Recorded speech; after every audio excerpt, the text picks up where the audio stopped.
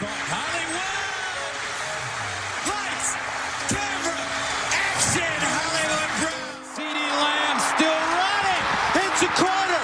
CD! For the TD! People don't know what it is to be champions. Oklahoma invented it. What's up, everybody? Welcome to Through the Keyhole. It's the free pod. It's Tuesday or it's Wednesday morning because we know that everybody listens to these promptly once they hit your podcast feed. Speaking of podcast feeds, we just got 2 or 3 new reviews from last week on Apple Podcasts, which we greatly appreciate. So we're up to 182 right now. Thank you all very much. Shout out to, I'm going to assume your name is Travis because your Apple Podcast name is TRAV. If I get that wrong, I apologize. But thank you for your nice comment. We appreciate that. And again, if you have not done so, Apple Podcasts, Spotify, please leave us a 5-star rating and review, whatever they allow you to do. I don't think Spotify lets you leave a review, but it helps out the show. And we greatly appreciate that. As well, you can always check out our Patreon page, patreon.com/throughthekeyhole. But enough of that stuff. I'm Brady. Welcome to the show once again. I'm joined by everybody because now finally, after a week hiatus, Peyton Guthrie is SEC ready. Peyton, how we doing? Doing well, man. I was out there riding the bike today, trying to get some heat training in because, we know we're going to be in the SEC. It's going to be humid. I'm just out there. I'm just scoping around. I'm trying to find anyone who's like 6'4", 300 pounds. Can you play offensive line? Trying to find anybody I can out there. But no, I'm doing pretty good. I've started drinking a lot of Element, like a salt thing. They have a new sparkling water version of it too, which is very good. Basically, it's salty water with like some watermelon flavoring. It's insanity, but doing good. SEC ready all the way over here. Well, if you find a 5-star offensive lineman, don't waste your time because we're not going to waste our time either. Anywho, also joining Peyton and I, there's Alan Kinney. Alan, how it goes? Oh, good, man. Good. Enjoyed the holiday and everything. Ready to talk some OU football. Seems like we're getting, with the media days coming up, getting close, man. Yeah, there's Big 12 Media Days going on right now, and it's a complete and utter circus, but that's why it's in Sin City. So good job, Brett Yormark, for putting the Big 12 in front of my face. And I believe they also managed to pick literally the hottest day on record in Las Vegas history, which is really saying something. Yeah. Terrible heat wave. We had a little bit of a reprieve from the heat over the weekend here in Oklahoma City, Oklahoma, for the most part. I think the central part of the state had a good amount of rain, and we enjoyed a day or so in the 80s, and that was great because last Monday, oh boy, during SEC Day, it was awful heat.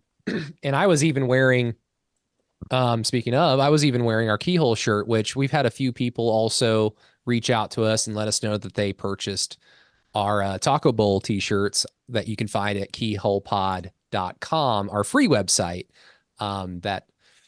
Again, free. It's not the Patreon page. So anything that Alan posts on there, anything that we post on there, you get completely and utterly for free. But yeah, the t-shirt is down there. I had a few people reach out to us, let us know they bought it. I wore it that last Monday. I was actually kind of worried because it's a little bit of a thicker shirt. And I thought, man, it's going to be hot. Never once did I feel like this was a bad choice to wear this style of shirt. Like it felt great. I got a lot of compliments from it from around the office, on campus. And hopefully whoever is out there buying them, hopefully you enjoy them just as much as I do and just as much as the people that have bought them so far. Last but not least, Burton, Matthew, how it goes? Hi, doing well. I'm not going to have 3 to 4 beers and keep driving. Like, I'm not just going to go drive after that. I'll probably wait like 20, 30 minutes and then drive after that. So I think that's how the math was mathing, but it maybe depends on, if I'm a Division I athlete or not, or if I'm underage, which I'm not underage. So that's good. Yeah, Mike Gundy's an idiot. And whenever he talks, people like it. And I get why the media likes him, because when you say idiotic things, oh my God, my job just got easier. Engagement. Yes. Retweets and shares. We're going to eat dinner tonight. A lot of that happens when Mike Gundy opens his fucking mouth.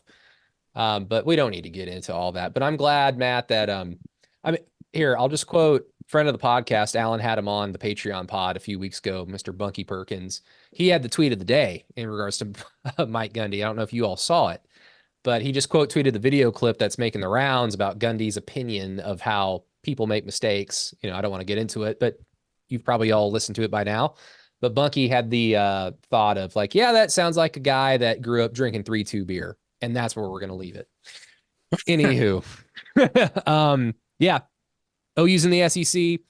OU is making the rounds and recruiting. OU is inching closer to SEC Media Day. And so I guess just a little housekeeping. The release, the announcement, whatever you want to call it, came out yesterday. SEC Media Day next week will be represented for the University of Oklahoma by Brent Venables, Billy Bowman, Danny Stutzman, and Jackson Arnold, still with the Landry Jones mustache. Really quick around the table, guys. How do we feel about Jackson Arnold's mustache as QB1 right now? Gotta go.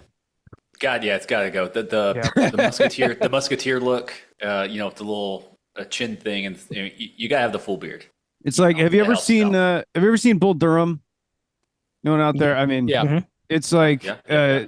Ebby Calvin and his shower shoes. Like, he's got fungus on his shower shoes, and Crash Davis tells him, until you win 20 in the majors, you just look like a slob. Like, but when you win 20 in the majors, then you can have fungus on your shower shoes. So I think that's what it is. If he wins 10 games, yeah, he can have his mustache. But until then, he just looks bad. Yeah, I mean, when Russell Westbrook started wearing all those outlandish outfits, early on in his career with the Thunder, it was cool. It was kind of like, wow, this guy is bold and daring because he's out there like kicking ass on the floor.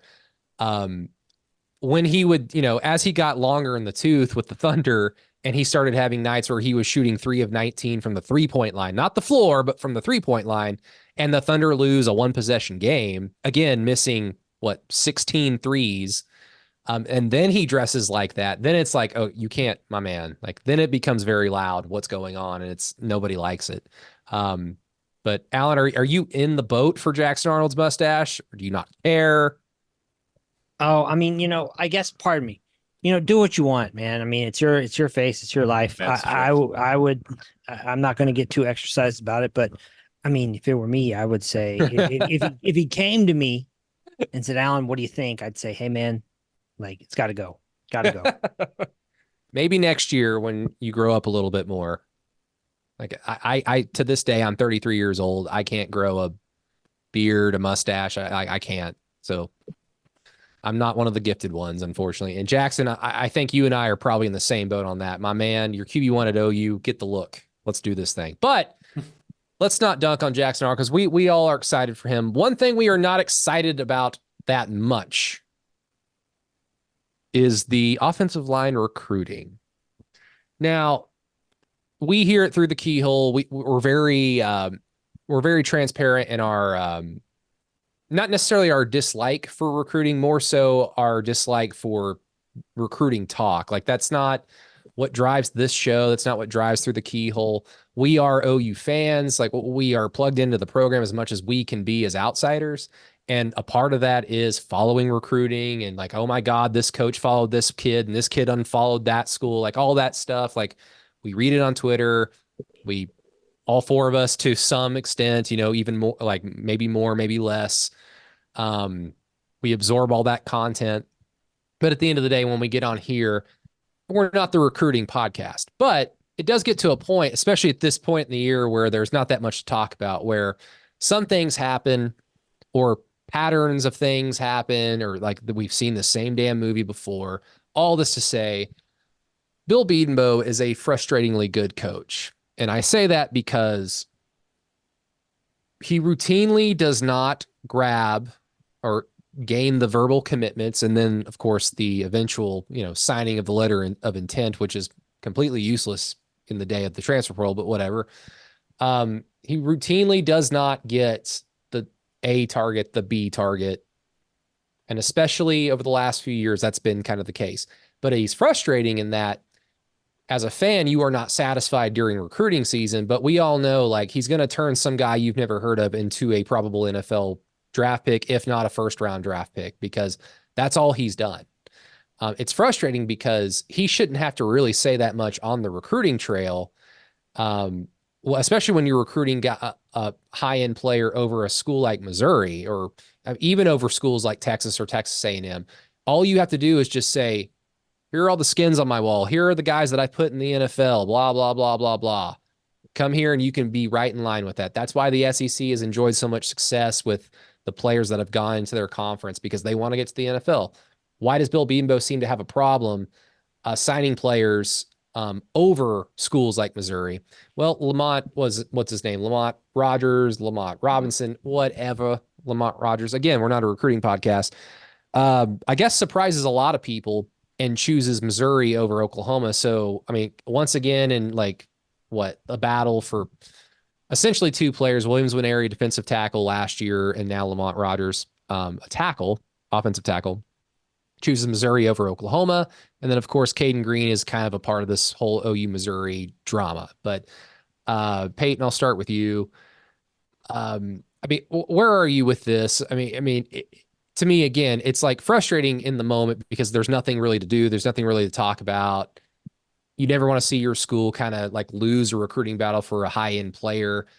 But at the end of the day, like, we know that, I mean, Bill Bedenbaugh is one of the best in the country for a reason, and OU is in good hands with him at the helm. But it's like, please increase your margin for error and stop relying on, I'm going to turn this 3-star into an NFL player, because that doesn't happen all the time. You've made it happen a lot, but it doesn't happen all the time. Yeah, I mean, yeah, you're right. I mean, the hard part about Bill is that he is a very good football coach, and that can, like you said, that can be the frustrating part, that maybe he's not getting the top liner guys. OU missing out on, Lamont Rogers was in line for the kid out of Louisville, Texas. Sorry, and then also potentially Basusi. Fasusi, Andrew Babaloa was in on him too. It looks like he's trending pretty heavily at Stanford now. And then also, so you had 3 potential 5-star offensive tackle types that you go 0 for 3 on, but you do have the number 8th rated tackle Ryan out of Cypress, Texas. You weren't ever going to get all of them. You were hoping to grab 2. There's a chance Oklahoma can quote unquote salvage this stuff. If Oklahoma does miss out on everybody, then yeah, that's going to be pretty tough for him. That said, I don't know if it is I don't know if it's a net negative. I guess it's always a net negative if you're not pulling in multiple 5 stars. I guess if that's the standard you're trying to hold a coach to. Bill's always gotten guys. He's putting a lot of people into the NFL, which means then they were productive at Oklahoma. They were developed correctly at Oklahoma, and they moved well. You can look at my not so secret secondary team, Michigan as well. I mean, look at their offensive lines. They've had not few of them were in that 5-star, 4-star range. A lot of those were 3-star dudes that developed. I would I think I would push you to think about the development of these people. I mean, these are 16, 17, 18-year-olds who are 6'6", 6'7", 6'8", 290 pounds. There's a lot of development that's happening in their body within their physical maturation, where the star rankings, I don't know how well the star rankings overall would do for offensive line. To me, that's still a mystery box when it comes to that, compared to other positions. Defensive tackle, running back, wide receiver, those have a very, very strong correlation from overall recruiting rankings to where they end up being. Offensive line, quarterback, middle linebacker, safety, those usually have a harder correlation when it comes to the actual recruiting rankings versus where they are, because there's just so much that has to happen physically, emotionally, and mentally in that maturation process to get you there. Now, from a program standpoint, yeah, it sucked to see Missouri get another one and them all chirping again and acting like their recruiting class isn't 10th in the SEC or something like that. So that's a little annoying. But yeah, I don't know if I'm ringing alarm bells quite yet. I think I had the moment of frustration in our group chat about Bill talking about how he wanted to retire at Oklahoma. Uh, but I will say, yeah, you have to be a certain type of person to probably really be really into Bill. If you're a football player who wants to play football and that's your number one main source of life, you're probably loving Bill. If you want to talk about anything else, I'm not for sure if he's going to be the most charismatic guy in the room, to land the big fish. Yeah, and that's where another part of the frustration lies, because you're right. Like the development, the track record, it all speaks for itself. It's magnified by the fact that our offensive line is a gigantic question mark going into the year. And, we've talked about this before, but I mean, are you trying to tell me that if the App State guard who had to play center going into the season didn't just suddenly get hurt in spring, that we were not going to go after this SMU center? And even though that we did, even though that all happened, it's like, are we suddenly better now that we got a center from SMU? I'm sure he's good, whatever. But like, essentially addressing the faults of recruiting over the last few years on the offensive line with portal additions from Group of 5 schools. Like I don't, that's not sustainable, especially going into the conference where all the edge rushers are. Our offensive line is a gigantic question mark. Jackson Arnold could be the second coming of, I don't know, like greatest show on turf, Kurt Warner. And it won't matter, because if he can't stand back there and scan the field, he'll just get killed in David Card. So, it's just frustrating, because if you want to rely on because you're right, Peyton, like offensive line rating systems and recruiting, it's kind of a crapshoot at times. A lot of the big recruiting insiders have been very vocal about those things, with the podcasts I've listened to. But if that's the case, then don't go after the 5 stars then. Like, just what are you doing wasting your time? So if you have a formula for a guy that you look for, don't go after like the 5-star just because he's in our backyard, like in the state of Texas or whatever, because you're just going to do yourself a disservice. Because clearly, like, there are other things at play than just players coming to OU to, like you said, just to be all about football. But I mean, Alan, I know I'm being a little, stubborn about this. Like, Bill Bedenbaugh is again a frustratingly good coach, but I mean, is there anything that I'm missing? Is there anything about this entire like story that is like, well, I mean, it is what it is. We'll be fine. I mean, it's hard to say. I mean, because we can't predict the future. But the past returns are so good. I always come back to, I feel like if OU let Bill Bedenbaugh go, I think that he would be snapped up in a second. I think that there's probably, fewer than 5 offensive line coaches out there who would be in more demand. And that goes for programs like that recruit really well, like Georgia, and maybe programs that don't recruit as well. But so I mean, like, to me, I have a hard time getting too overly worked up about it. And as much as I'd love to see, you land a 5-star, I mean, for starters, there's still a chance that they could land one of these two guys remaining. Now, if they don't, they got to start thinking about something else. But to me, it's more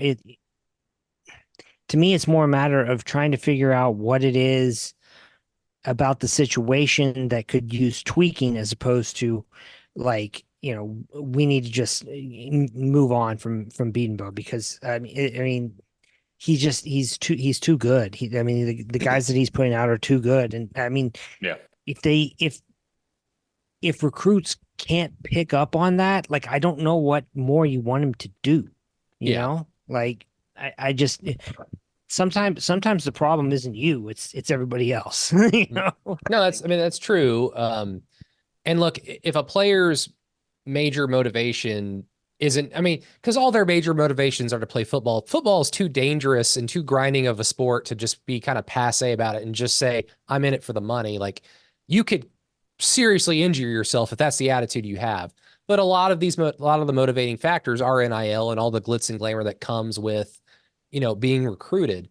And I'm not going to sit here and say that that's wrong, because again, a lot of players, not all of them, but a lot of players come from really bad situations, poverty situations. And so this is a life-changing situation for not just them, but their family. So they take that very seriously. At the same time, though, I just, as it pertains to OU and Bill Beanbo, and I don't know this, but just judging by what recruiting folks that cover OU will say directly, kind of like allude to, and what Peyton was kind of talking about earlier of like football people, football offensive linemen want to play for Bill Beanbo. And if you have other motivating factors, you probably don't jive with him. I just don't want this to be a case like with Bob at the end of his career when, in regards to recruiting, like when he was asked the simple question of like, are you on, like, you've got a Twitter account, is that you tweeting? And Bob's like, well, no, I don't really like Twitter, social media. That's great that you don't like it, but the kids that you're trying to recruit live on it.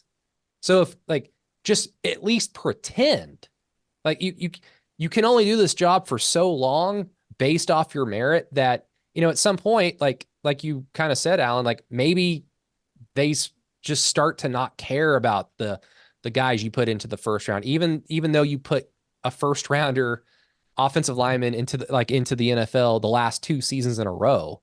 So again, I don't know that, but I'm just trying to make sense of how do you choose Missouri or even Texas over Bill Bedenbaugh, that pedigree, that development, like that to me is just, in July, it's frustrating. During the season, I probably won't care about it as much, if that makes sense.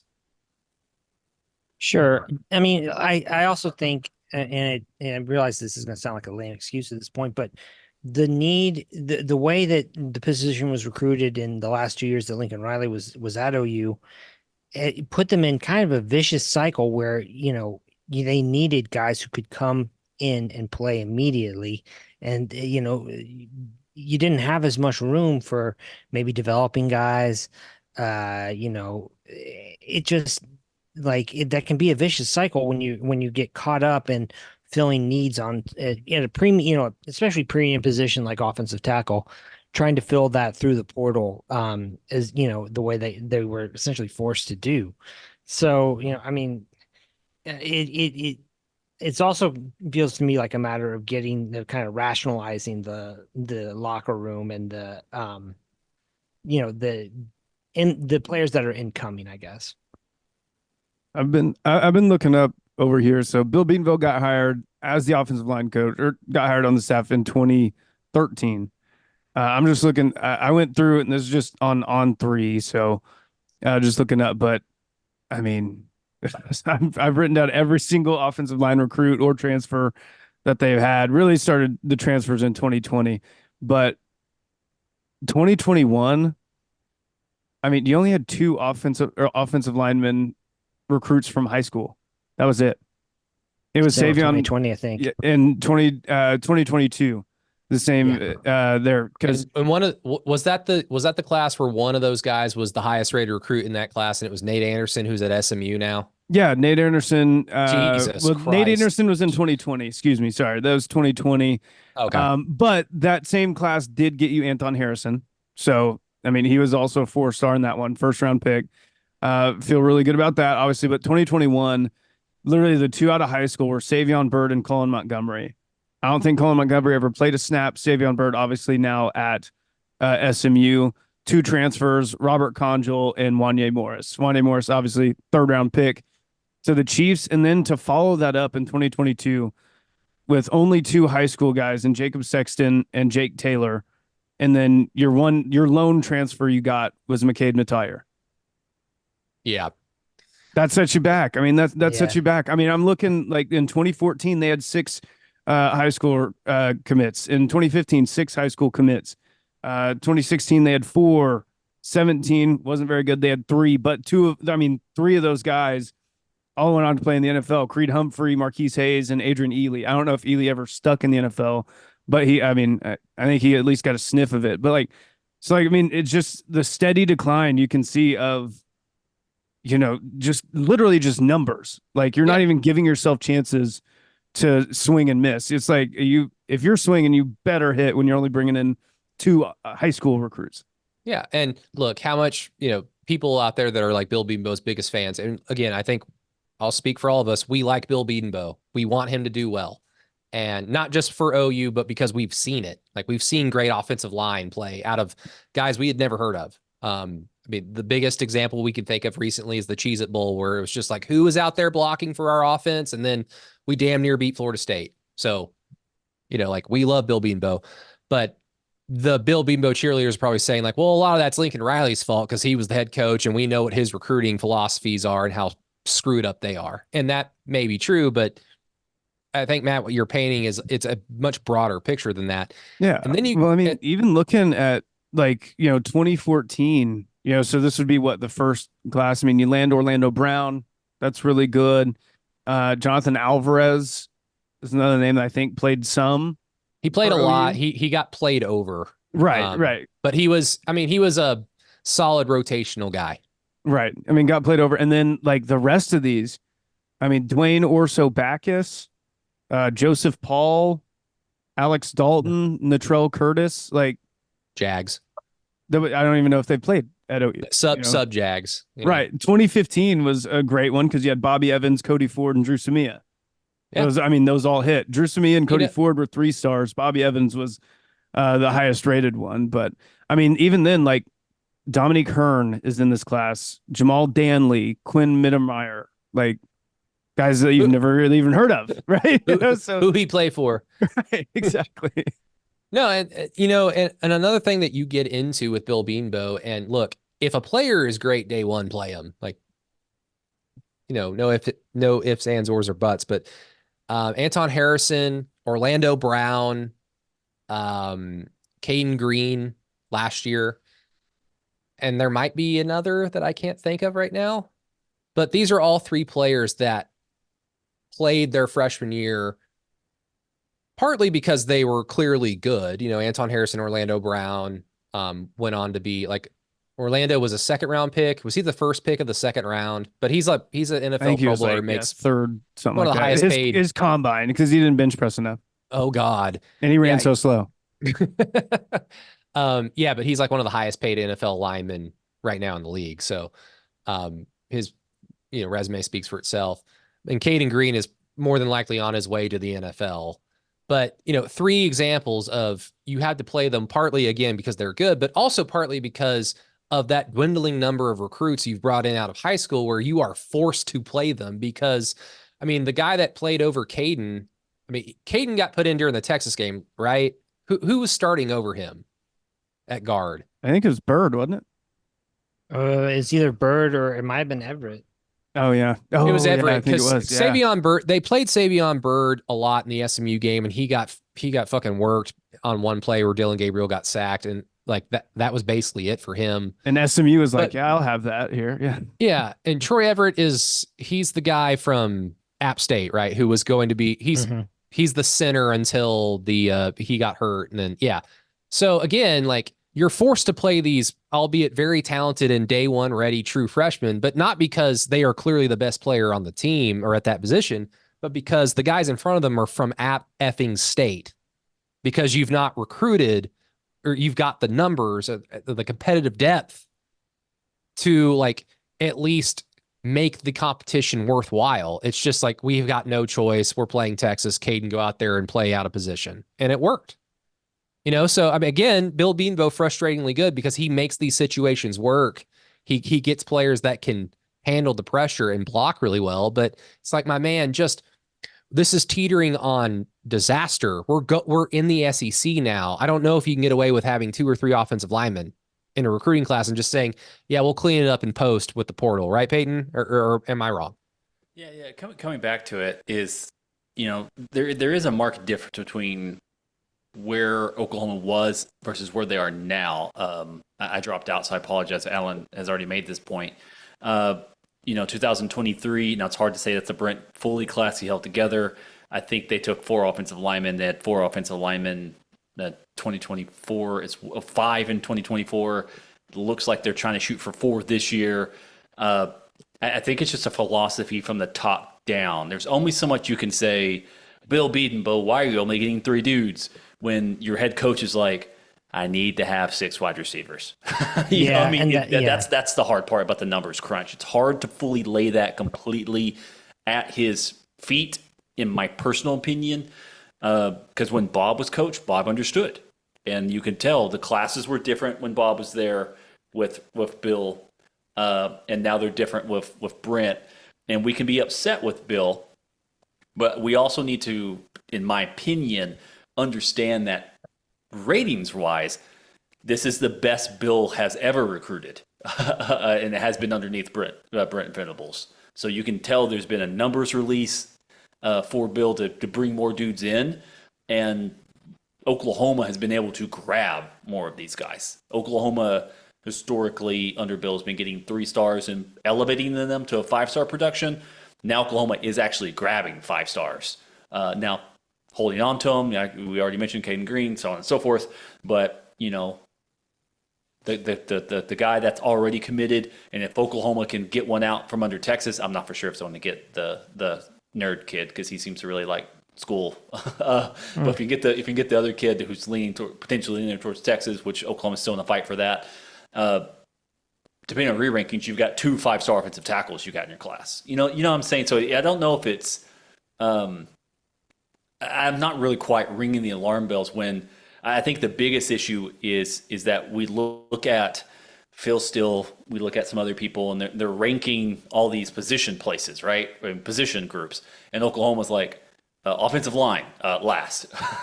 Yeah. And I don't think getting recruits right now is going to affect what's going. I mean, it won't, cannot affect what's going to happen on the field this coming season, and we're just going to have that same frustration that we had last year. And the answer is going to be, and as boring as it sounds, this is something that should have been solved 3 years ago, but there was somebody who really wanted to get a bunch of different players that weren't offensive linemen, and that's tough. Which was always odd to me because it's like your precious quarterback will be killed if he is not blocked for. It makes Mike Leach's Tech teams had great offensive line play. Like they weren't power rushing anybody, but they kept their quarterbacks upright. It's amazing to me. A lot of that for Mike as well is they implemented the wide splits and everything so that to increase the length of the line, to make it harder for the edge to get to them, things of that nature. I mean, a lot of these, and then, I mean, you watch Baker, I mean, literally watch the highlights, Baker, Kyler, Jalen, even Rattler and Caleb. They're all kind of running around. I think that's just part of what Riley brings to an offense is a little bit of backyard football. I mean, just to a degree, he's got a little bit of that.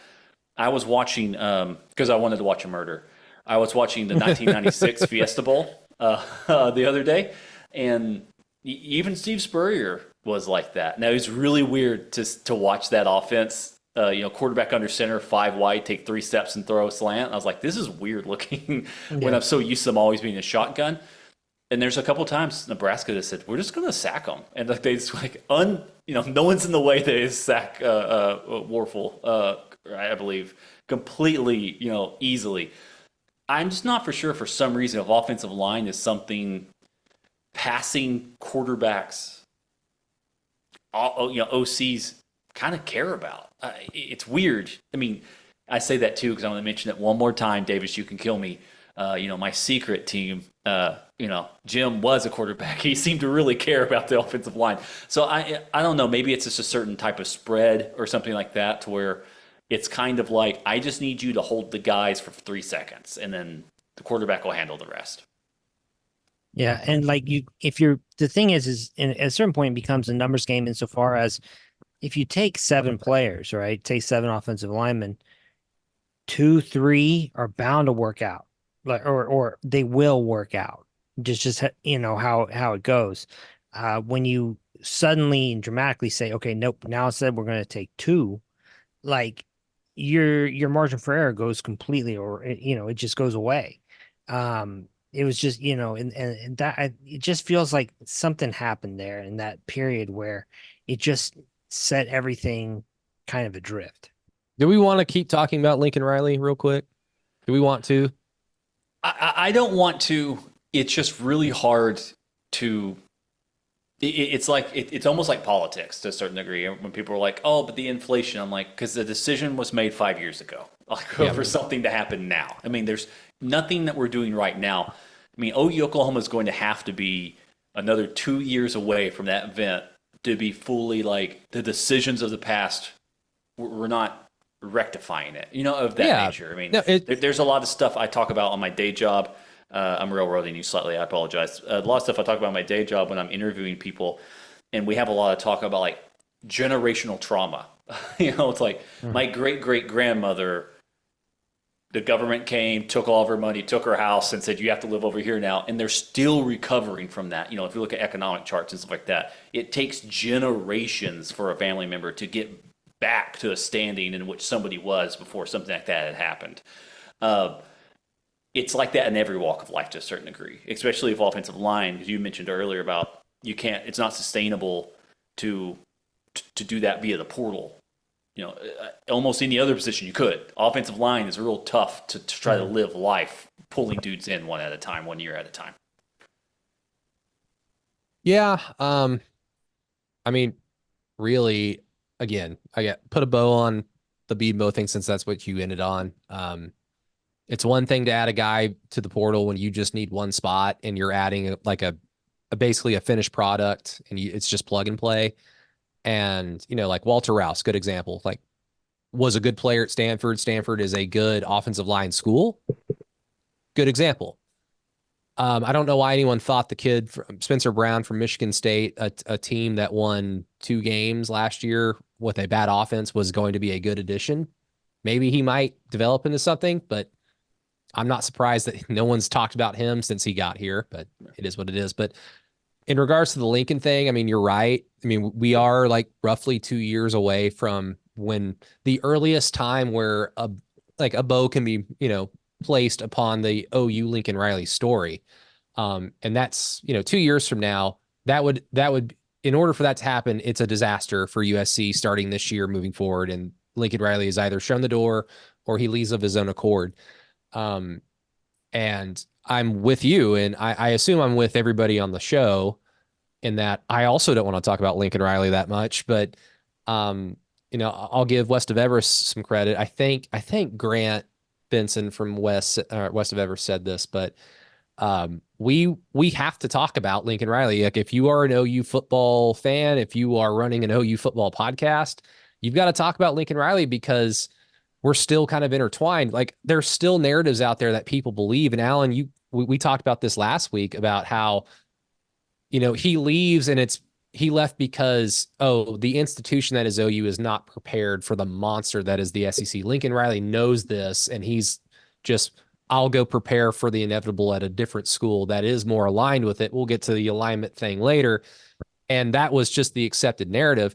I don't know how much of that is still out there right now. I think people seem to have a fairly good opinion of OU's outlook in the SEC, maybe not in 2024, but at least in the short term, especially compared to USC and the Big Ten. But there are still those things out there. And I mean, who wants to like kick off with Josh Pate's defense? Because it's not necessarily like, let's crap on Josh Pate himself. But again, Joe Castiglione says the thing last week on the SEC show. Everybody laughs at it. It was a statement of fact, I guess.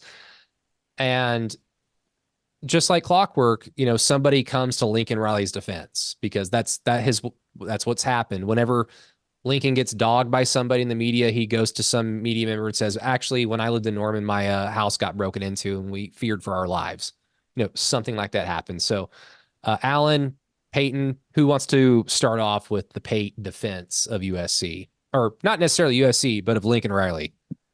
Well, I think... Sorry, go ahead. No, go ahead, Peyton. No, seriously, go ahead. I'm a bad point guard right now. I wanted to... Yeah, no, you're fine. You toss it up to a point for the dunk. I think for everything Lincoln Riley is, he is very good at maintaining relationships with certain national media types, right? And even the local ones. Because once the thing happened and the scoop guys are kind of whatever, Eddie's great, all that type of stuff. But even he was like, oh, by the way, he was a dick. It's like, well, he's a dick now all of a sudden, or because you don't have to worry about all this stuff. So it's, to me, yeah, when you're dealing with access, that's very difficult. Now, Riley knows how to handle that. He's very good at saying who can and can't have access and knows how to dangle that in front of certain people to get stuff in front of people, right? when he's like, he banned like the student guy, and then a week later he had to unban him. And my assumption is he got told by someone higher saying you're embarrassing us. He did that at OU. Do that, but at OU, because University of Oklahoma, but University of Oklahoma is a little bit like, well, you're the head football coach. We'll take care of it. And USC is like, that's an embarrassing thing to do. Don't do that. He found out that, hey, I'm not going to have the full support that I had at Oklahoma in a different way, right? Oklahoma had a lot of support around him. They supported the football program. USC said, hey, we're going to support you a lot monetarily. But all that other stuff, the people who just fixed stuff around the edges, who made him clean and, made sure everything was running on time and tried to take care of everything and turned every blind eye to everything. That doesn't happen at a place like USC because it's not, I guess you could say the alignment is wrong, right? And that's what Josh Pate had kind of said. Now, I would say maybe it's just that USC sees football as a part of its program. Oklahoma sees football as program, and there's just a difference there on that side of it. USC has gone up and down. Of course, they're a blue blood, but there are a lot of times in which they weren't winning football games. Big stretches of time in which they weren't the end-all, be-all of college football. Now, they had a lot of like individual talent, winning a lot of Heismans, obviously, but there's a lot of national championships they potentially should have been winning and could have been winning at that point in time. But the Riley thing is he knows how to do that access thing. He knows when to talk. I don't know if it is a one-to-one, but knowing how things have shook itself out, my assumption is he saw the Joseph Castiglione comments and said, ooh, let's get it. Let's text Josh Pate. Let's see if we can get something online here and kind of get that way. And if you hear these things, you hear this stuff, that's not being said because of, us, right? I mean, it's not being said because of like, it's just people are making stuff up. If Josh Pate's saying that, somebody has told him to say that, right? To a certain degree. Things are being spoken to him about things like this. I remember the Solid Verbal guys, Brady's favorite podcast, they'd even talked about, they're like, hey, when we start hearing about this stuff, yeah, that coach is gone. And I think it was Tan or Tan, I'll call him Tan, instead of trying to figure out Dan or Ty, had even said, yeah, football players just don't want to play football for Lincoln Riley. Like he's recruiting a certain type of football player, but actual football players, yeah, they're going to go to Oregon. They're going to go to Ohio State. They're going to go to somewhere else. But he's getting his ass whipped in recruiting because the glitz and glam probably isn't your number one, shouldn't be your number one football sales pitch. So I think he's having some issues over there personally, and he's very good at being able to send a text, get a call, get an agent to say, let me do some whispering.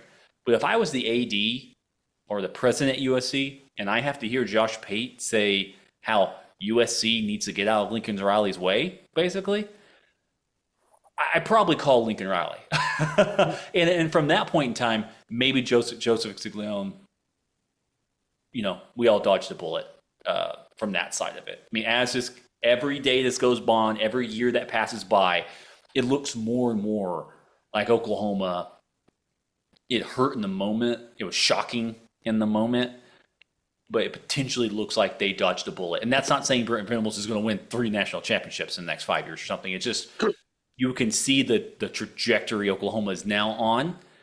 And if Brent doesn't take us to the promised land, it does seem like he's going to be set up for the next coach to take the next step, something like that, to where there was a stagnation and a regression, just something that just wasn't on the historical level for Oklahoma at that point in time. That's a lot of points I tried to make there, but I don't know. It's tough. It'd be tough if I were his boss and I had to hear that on national TV. Yeah. God, it's just silly. I mean, it's anything to do with Lincoln Riley is just silly. I mean, I think both things can be true in that Lincoln is a little out of his depth as the leader of a program and USC isn't aligned, but USC hasn't been aligned forever. Like they're a much, much, much, much better football version of what Miami is. Like Miami has the same problem where they are also a private institution and they view football as like, it's cool if it's working, but don't embarrass us. And obviously Miami in the 80s and the 90s embarrassed themselves a lot. And so the institution that is the University of Miami did all that it could to kind of just like shoo away the football program without axing it. I think USC probably has the same problem too, because like you said, Peyton, it's just kind of a part of their brand. Like we are the private institution in Southern California, and we've got all these movie stars, directors, like scientists that have come through here. Like football is just a cool thing that we can also be great at. So, that can make sense. That can also be true, but Lincoln just out of the depth. Well, like let's also talk about defining alignment though, because like that was the part where I was just kind of dumbstruck when Riley did, leave and in his press conference talking about being, the administration, everything being aligned. It was like with the football program. Like, does anybody question OU's commitment to like the football program? I find that like, I mean, people will say, "Oh, okay, well, they let their compliance is too tough," or Joe Castiglione doesn't spend enough money. But it's like, no, I think that there's a big difference between saying like, this they just don't spend anything on sports, or they're just there to pick up a paycheck or whatever, and saying like, no, they will give you what you need. I think that Lincoln Riley's version of alignment was, I don't have to justify if I want something, or if I ask for it, you're going to give it to me, or you're going to pay me, one of these, Godfather contracts that they're handing out now. And like I think it just seemed my impression is like, it wasn't even that he was told no. It was more like, well, why do we need to do this? And like, can you explain what you're going to use this for? And I think that he did a pretty good job of looking at, kind of surveying the like landscape and saying, okay, well, USC is going to give me all this different stuff plus all this money, and I can probably get out of a situation that I've put myself in now, where this program is deteriorating around me as I've gotten more control over it. Like this is not a good way. That's never a good way for any enterprise to operate. Just giving one person whatever they want, or saying like, you get what you need. I mean, I think he probably looked at like Jimbo Fisher, what he was doing at Texas A&M, for example, and was like, he just has to ask. I mean, he just sends in the invoice, and it gets taken care of. Like, that's not going to be what it is at OU, but that's also how you avoid things like, I don't know, getting stuck with a coach who's clearly floundering and you owe him $80 million.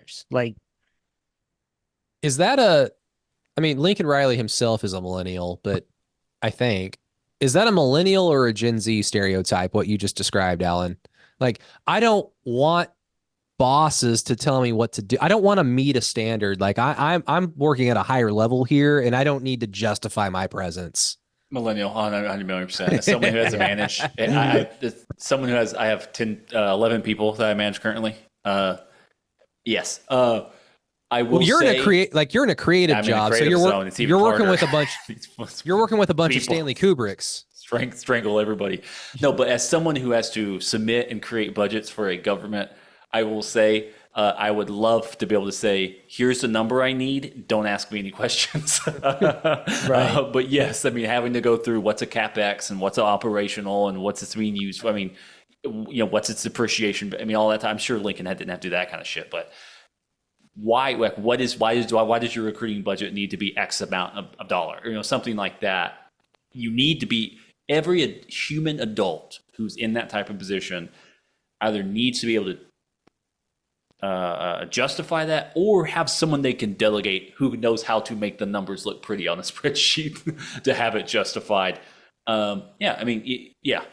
I mean, Alan's right on that. But it is super fucking annoying to have to do that. Yeah, oh, and it's terrible, but at the same time, like again, I say this all the time, but OU is supremely profitable as a athletic department. I can tell you that that didn't happen by accident. When OU when Joe Castiglione took over, OU's athletic department was like, I mean, like a bomb had hit it. I mean, it Yeah, was a disaster. So like yeah. That's that's some of the built over stuff. time.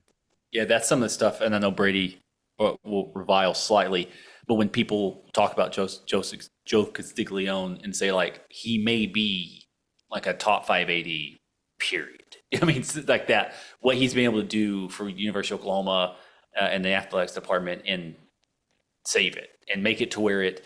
I mean, it's. I don't know if it's like really we looked at that enough. I mean, it's the state of Oklahoma. It's not the most rich state in the union, and it continually pumps out, at least on the University of Oklahoma side, like a top 5 most profitable athletic program. You know what I mean? Like how that happens, how he's able to do that, how he's able to get these resources just to begin with is pretty awe inspiring at times. I guess if you were to look at it from a Riley side and them saying, "Hey, we're going to pay you 13 million or whatever a year, or 12 million a year, and we're going to do that," maybe he potentially made the right choice. I mean, Brent's not even getting paid 8 yet. So, for him, he did it, but there's going to be a long-term investment that probably won't go for that side. That being said, it is funny when you have people who are more connected and who are reliant upon access are still giving Riley the cover when he needs it or when he asks for it or however that happens. And then when you have people like us or people, again, I'll use Solid Verbal because they're just fans. They're connected to things because they're fans, but they're not reliant on access. When they just mention stuff like that, they're like, "Hey, doesn't seem like they're doing a good job. Seems like Oregon's shoving them in the locker." That kind of stuff. You can kind of see the difference. It's like there's a guy on Twitter. I cannot remember his name right now. He wrote an article called "Common Sense." It's like common sense isn't something you innately have. It's when you can see something, but then everyone else is telling you it's different. It's like when the emperor's new clothes type of thing. Like we can see recruiting's not working well, but everyone's saying, "Oh no, it's fine, it's fine, it's fine." But you can see it's clearly not working well for them.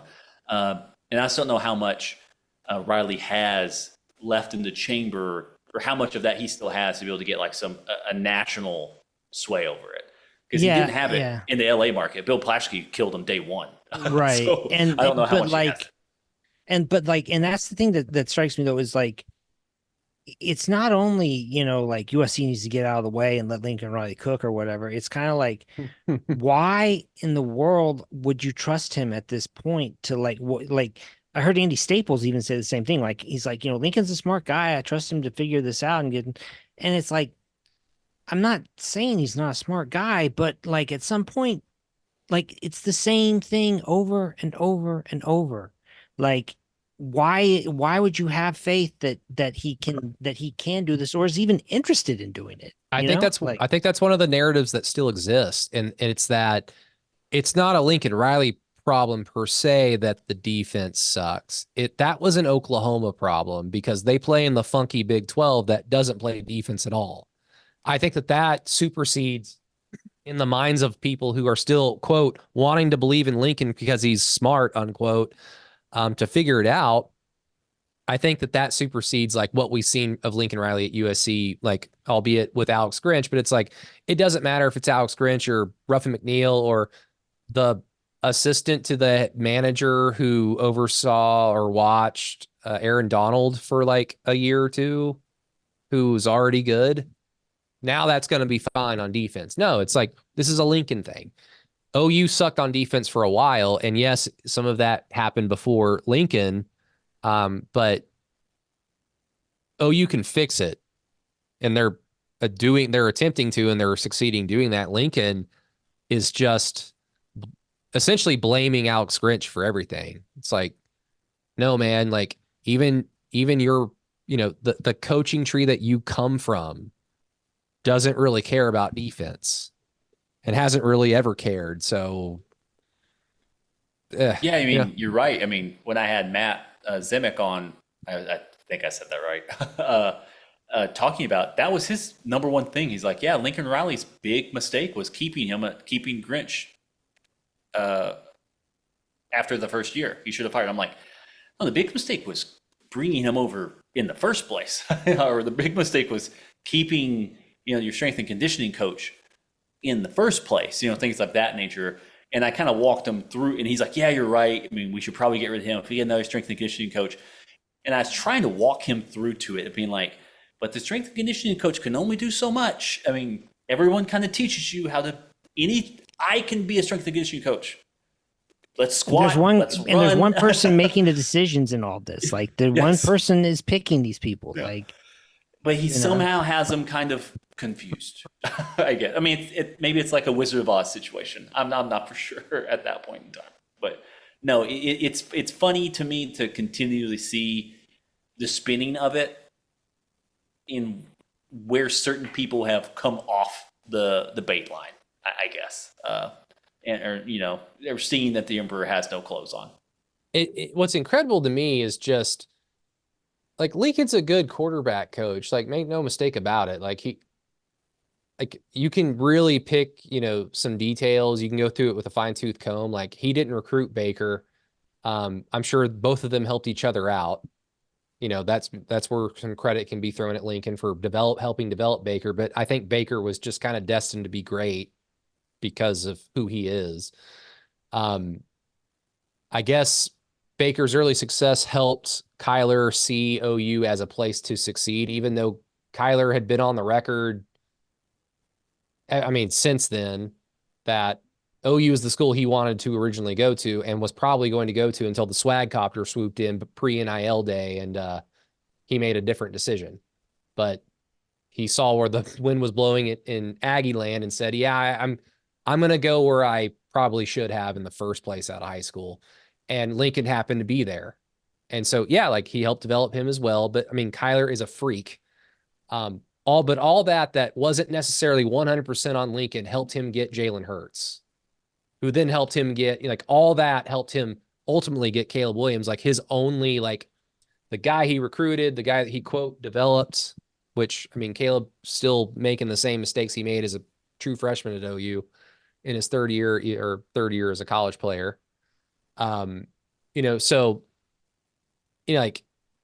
It's just the same stuff, no matter what. And even now, knowing his pedigree as a quarterback coach, Miller Moss is getting ranked in some top 10 lists. And I know that that's completely, whatever, but it's stuff that we can react to and look at. And it gives you an idea of what people think. And people think that, oh, Lincoln was the secret sauce that made all the Baker and the Kyler and the Jalen and the Caleb Williams stuff go. Not those individual players being great, destined to be great. It was Lincoln Riley, because he's going to turn this Jag guy into a top 10 quarterback in college football. And I'm like, OU has a former 5-star best quarterback in the entire country that everybody wanted in Jackson Arnold. And people are just going out of their way to be like, I don't know. Jalil Farouk fumbled twice, and that's Jackson's fault in the one bowl game that everybody cares about because OU lost it. So I don't know about Jackson Arnold. And meanwhile, this Jag at USC is getting all this hype because, hey, lower expectations and Lincoln Riley. So that, Matt, to me, that's stupid. Yeah, I mean, there's some stuff. The bowl game is Oklahoma's going to have to play games. I mean, that's what it is. I mean, there's some comparison between Oklahoma and Texas, and some Texas guys, being like, well, the difference is our offensive line didn't get drafted and we didn't get blitzed by an Arizona team. It's like Oklahoma committed 6 turnovers, and we're leading in the fourth quarter. I'm saying, I don't know if blitzed is the word I would say there, stuff like that. So to me, it's just, we just need to play the football game. If Sexton can get back to where he was last year before injury, the offensive line will be more than serviceable. Obviously, you're going to have a hole at right tackle until that gets figured out. But, I mean, we'd be more than serviceable. You can figure it out. You have Bauer Sharp. You keep him in the line, and H-back inline tight end. You help out on that side. You chip a whole bunch. You probably play an H-back. You let your extremely talented 3 wide receiver group, gather steam and move, and you push people around. That's what's going to be the bigger point in time. And you have a lot of stuff where like Nico's rated way higher. Usually he's like 4 to 5 spots higher than Jackson Arnold is, and stuff like that. It's just because people saw Jackson Arnold and he threw some picks. That's the issue. I would say I saw the BYU game and saw a guy who didn't quite know where but maybe that was on Levy not wanting him to throw the football, of something of that nature. So that just kind of combines. Like I can see it. That was a weird game. I can just see it. Yeah, it's a weird game. I can see it. Like I've mentioned before, if you do the easy thing, Oklahoma loses a quarterback, it loses an OC, and it loses a defensive coordinator. If you're just kind of like doing the offseason thing, that would make me go, that's interesting, or what's going on there. And then Texas has their quarterback, has their OC, which is their head coach, has their defensive coordinator. Everybody's still there. Yeah, they lost some players, but who cares? That's just the hard part. I mean, I don't know. Oh, well. I mean, like you said, OU's going to have to play a game, so is USC, and they have to play in the Big Ten. And one of their games is Madison, Wisconsin in November. And I kind of think Wisconsin might be sneaky good this year. I think they might surprise people. At the end of the day, I really don't know. They might be as bad as they were last year, but USC's not going to Wisconsin in November and winning. I'm sorry, that's not happening. That soft ass team and that soft ass coach of theirs ain't happening. We have some other things, guys. We've gone on for about a good hour and 15. Do we want to get into anything else? I mean, is it Barrett Sally or Saley? I think it's Salih. Salih. Okay. That's my bad. Barrett Salih. The worst. Look, we don't need to spend 40 minutes on this, but it's just another example of media member wish casting OU's doom. And we've talked about this topic a bunch through the Keyhole. But Alan, is there any merit to his opinion? Like his opinion is that OU won't recruit well in the SEC because of geography. Yeah, I was trying to figure out where Barrett was going with this, listening to it. I mean, the geography thing, that seemed really strange to me. Because Dallas is a stone's throw from Norman, and OU's historically recruited really well there. You look at OU's recruiting classes, I don't know. I mean, look at the last 10 years if you want to.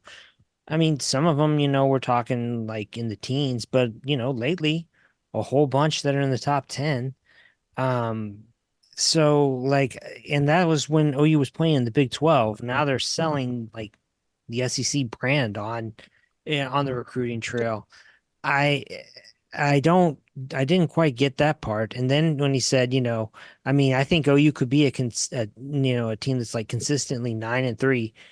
I mean, okay. Like, first of all, like if you're going to be consistently 9-3 in the new SEC, that's pretty fucking good, man. Like that's not. I mean, that's and he's like they can be like an Ole Miss or an Auburn. And I was kind of thinking to myself, those are like, yeah, like are we like Auburn or is that a problem? Those are two completely different. Like one program has won a national title in the last decade, played for another. Yeah. And then the other has never been good since integration happened. Yeah, and I mean, so that's like what I was just trying to figure out. I mean, is OU going to be, Georgia in recruiting? Does OU have Atlanta right in its backyard? No. But the whole thing just I didn't quite get where Barrett was going, and why he's assuming Texas is now going to take off, like when the dynamics between the two programs really haven't changed that much. I don't get it. Yeah, there's a couple of things where I get what he's trying to say, what he was trying to say. And maybe I don't need to try to, this is the thing I do. I always try like, what were you trying to say? Sometimes they say what they mean, but I want to extend grace. What he was trying to say is Oklahoma is not going to run the SEC like Oklahoma ran the Big 12. I don't think anyone in their right mind thinks that is not what's going to happen. Yeah, no right? shit. Like, yeah.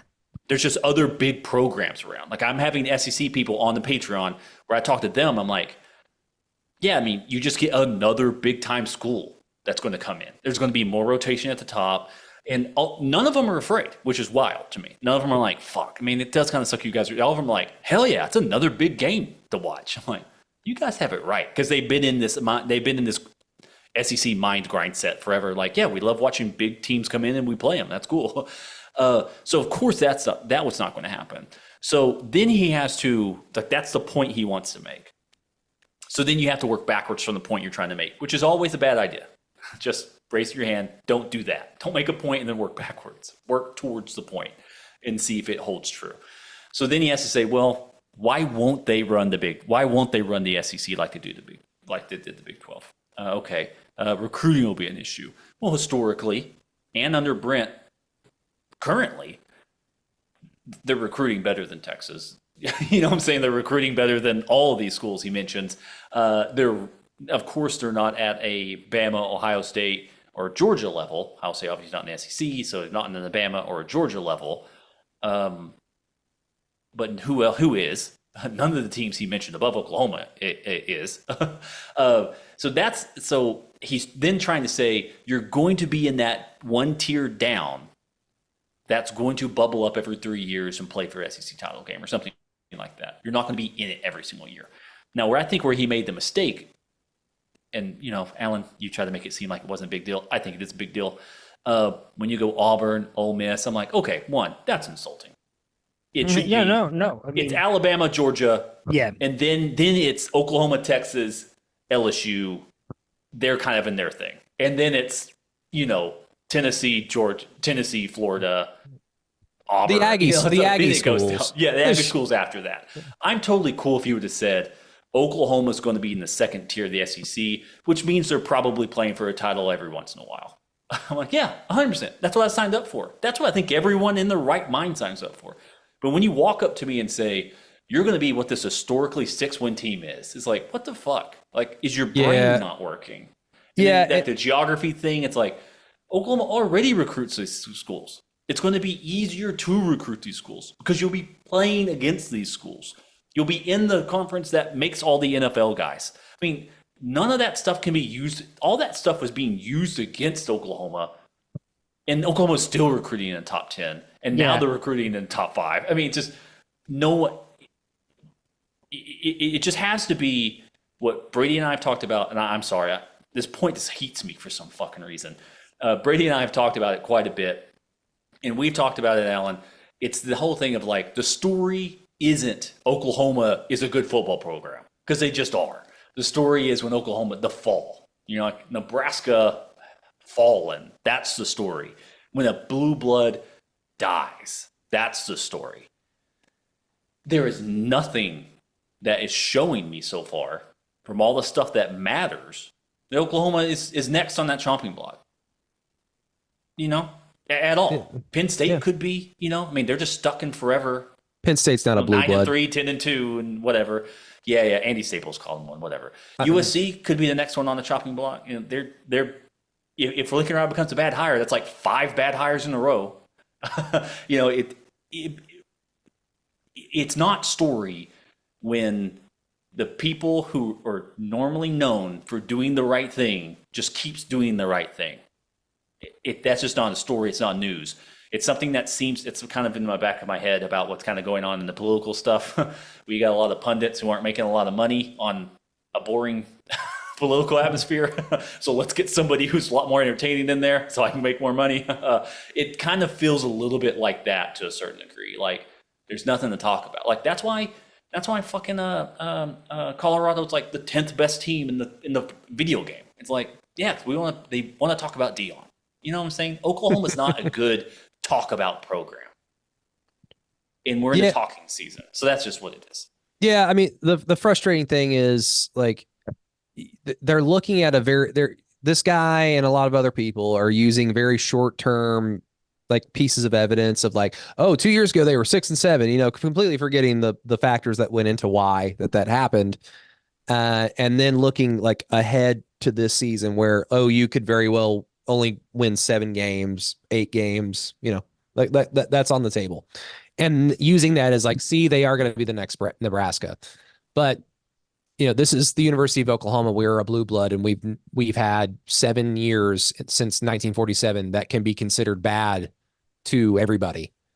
If you want to consider OU fans' opinions, there's been a handful more seasons than that were bad, but there are bad seasons that most programs in the country, and especially half the SEC, would kill for. Half the SEC would kill for OU's 2014. You mean you went 8-5 and had a chance to win 9, 10, even 11 games that year, and you guys fired everyone? Sign me up. Half the SEC would want that. Because again, as a blue blood and as a University of Oklahoma representative right now, our ceiling is contending and winning national championships. Ole Miss's is not that. I know people think that they're like the hot name this year, and if they win a national title, so be it. But that doesn't change their outlook in the future. Like that would be them shooting their wad, and it ain't gonna happen again. So, that's the frustrating thing is yeah, I guess get your punches in right now, but to just sit there and suggest that OU isn't going to be contending for national championships in the future is just silly because the evidence isn't there. And look, yeah, we're not going to recruit like Alabama or Georgia or Texas because guess what? OU has never consistently done that. They never have. You can look at what OU has done in the last, 20, 25 years, and it's been, in the first part of that timeline, having great defenses back in the day, and then having extraordinarily good quarterback play. Josh Heupel, Sam Bradford, even though those offenses with Sam were also very good. But especially as of late, Baker, Kyler, and all them, it was just exceptional quarterback play, shitty defense. You can compare that to the Switzer era too. Like the Wishbone was the spread of its day. And so any faults OU might have had recruiting back in those days, where we don't have Atlanta in our backyard. We're the closest big time school to Dallas, so that's good for us. But yeah, we're not the state of Louisiana, the state of Alabama, Mississippi, Georgia that produce all the talent. But OU running the Wishbone back in the 70s and 80s, it shortened the gap a little bit. It allowed us to get enough playmakers on offense to counterbalance the fact that, the opposing team that we're playing for the national title might have 2 5-stars on their defensive line. I guess that means we're going to lose. Oh, wait, we kicked their ass because the game is not played via recruiting ratings.